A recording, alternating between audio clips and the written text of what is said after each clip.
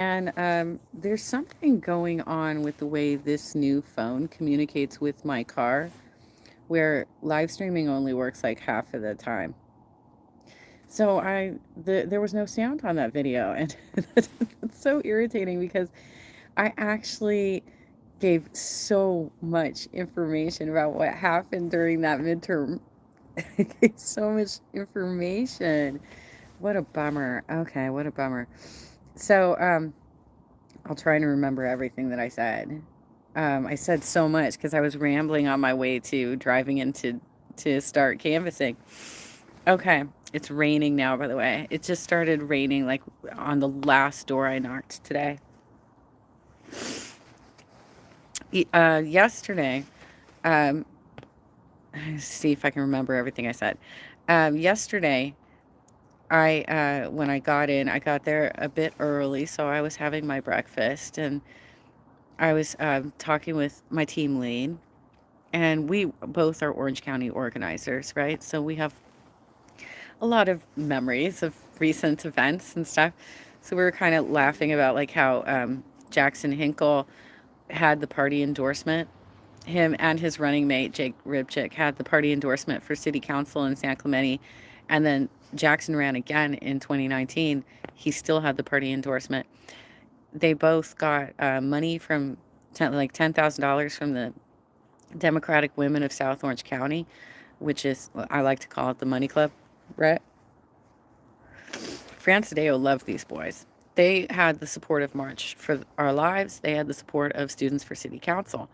And so my team lead and I were laughing about how he's out there trying to make a buck now by saying that the Democratic Party rejected him and didn't help him. And are you kidding me? The dude was he was coordinated campaigning with Mike Levin in 2018. It's literally coordinated campaigning. That kid got more support than anybody his age deserved with no fucking experience. No experience, and the party totally lined up behind him. He absolutely had support. But it also brought us into a conversation about the events of what happened in my district, Congressional District 48. And I touched on this a little bit when I was covering that interview with Kevin Kinzinger that Lauren Steiner did, and how she worked to thwart events. So let me give you even some more background on that. Like, that's what I was doing when I was driving in this morning. I've deleted the video because there's no sound. There's no sound on it. I don't know what to say about that. Okay, so and some of these things I have said before, but in different videos or long ago, or maybe they're hidden now or whatever. The former party chair before we have Ada Briseno now. The former party chair was Francideo. She was the party chair when we flipped all the congressional seats in 2018. In 2017, she was approached to recruit candidates. From what I remember of her retelling of this story, she was approached to recruit candidates. So a couple of the people that were recruited was like Harley Ruda, Hans Kurtstedt. I think Laura Oatman was recruited. They all had conversations and were encouraged, right, to run. There were different political lines that backed each of the candidates in my district. So, for instance, Dr. Hans Kurtstedt was endorsed by Barbara Boxer. And for those of you outside of California, she was one of our senators, formerly one of our senators who used to always coordinated campaign with Dianne Feinstein. So he was backed by Barbara Boxer. Harley Ruda was backed by Indivisible and by the D-Trip-C.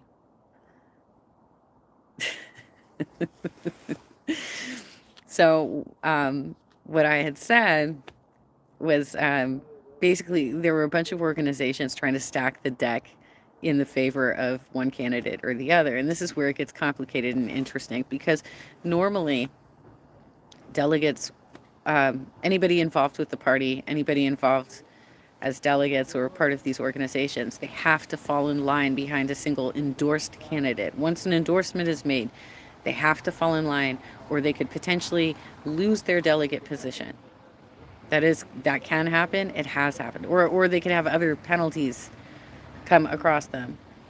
Um, Something like that happened to Colonel Doug Applegate in 49, that when several delegates in his district had signed, I think, a petition to help Gail McLaughlin get on the ballot. She was running as an independent. Mike Levin's, they call him the Levin 11. Mike Levin was able to get those delegate votes disqualified because they supported an independent candidate that was outside of the party and they were delegates to the party. So that affected who got endorsed in Congressional District 49. These endorsements meant like the world to them because it was organizing resources. It was all about like what organizing resources you could get.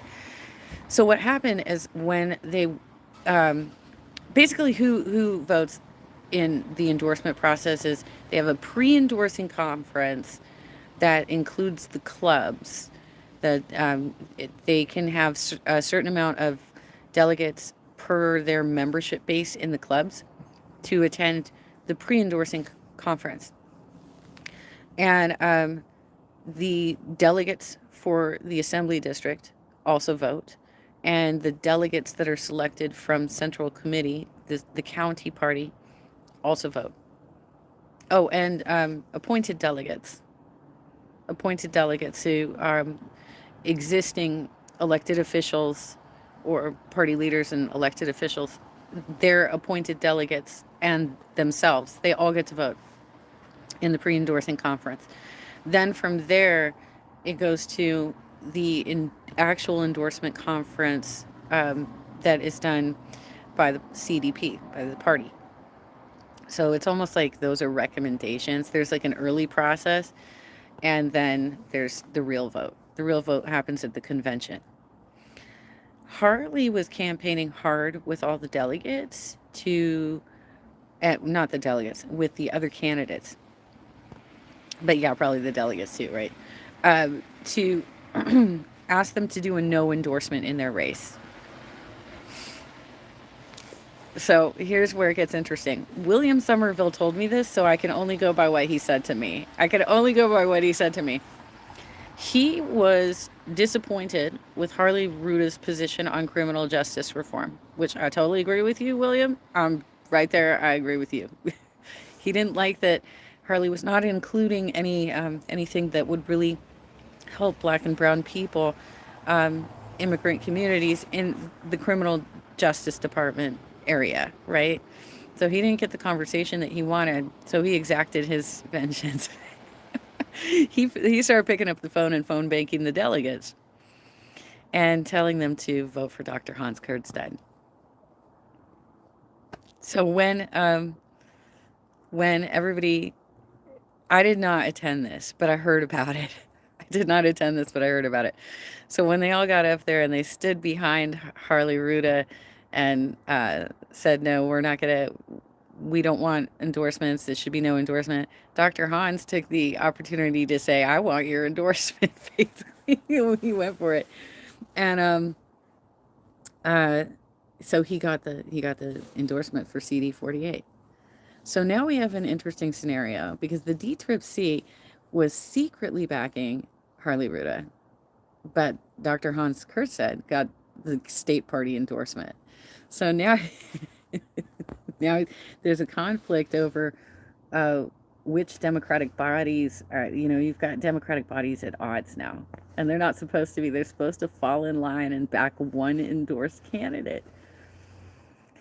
This about 2 weeks before the primary, I think, or maybe even a month, somewhere between a month and 2 weeks before the primary, the D-Trip-C actually came out and endorsed Harley Ruta publicly, and so did Indivisible,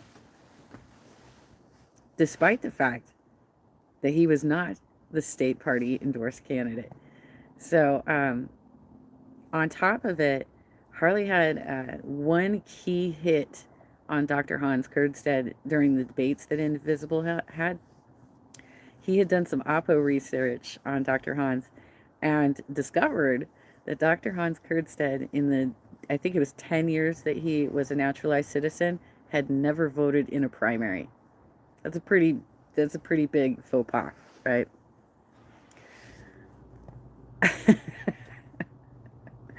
Then they dropped a hit campaign on him. They dropped it. I'm assuming, I don't think it was Harley's campaign directly, but somebody who was supporting Harley for this dropped a hit campaign on Dr. Hans Kurtstead. Kevin Kinzinger's campaign got a copy of it. Like, we saw it, um, and we decided not to touch it because um, we could tell it was probably a hit campaign. And if we did anything with it, it would make our campaign look bad. Like, you know, it would make Kevin's chances worse of getting in. So, and I don't think Harley touched it directly either. This is just like some Oppo stuff going in the background. Harley ended up winning the primary, I think only by like a couple hundred votes. Even with all that stacked against Dr. Hans Kurtz, he still only won a couple hundred votes, y'all, in the primary. Now, he was kind of in a position like where people were so fed up with Dana Rohrabacher that he was able to clear that hurdle really easily.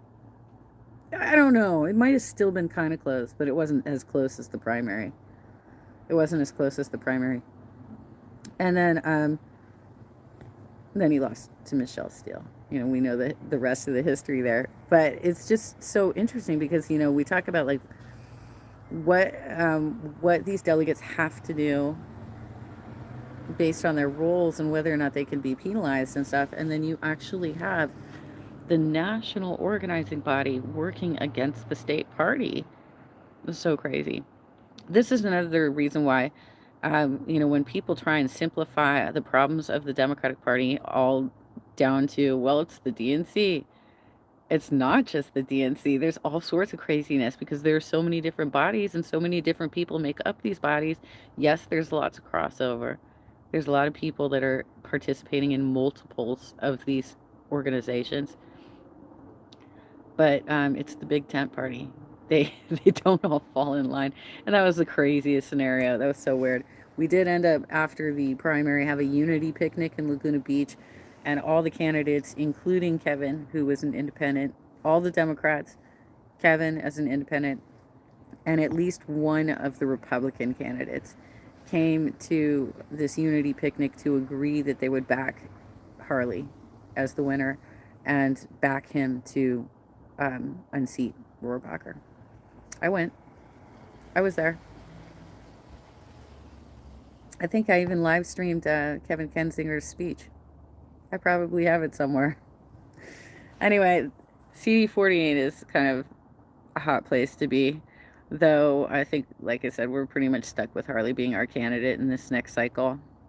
I don't think that we have much of an option at this point because I've not been hearing that any other Democrat wants to challenge him for the endorsement. So he basically gets one last shot to try and win back this district. If he is incapable of winning the district back with better circumstances, a bluer district, then we're going to have to find a different candidate for this district. Because I think a lot of us were incredibly aghast that he endorsed Bloomberg, and none of us are happy with his friendship with John Kasich. 2 cents.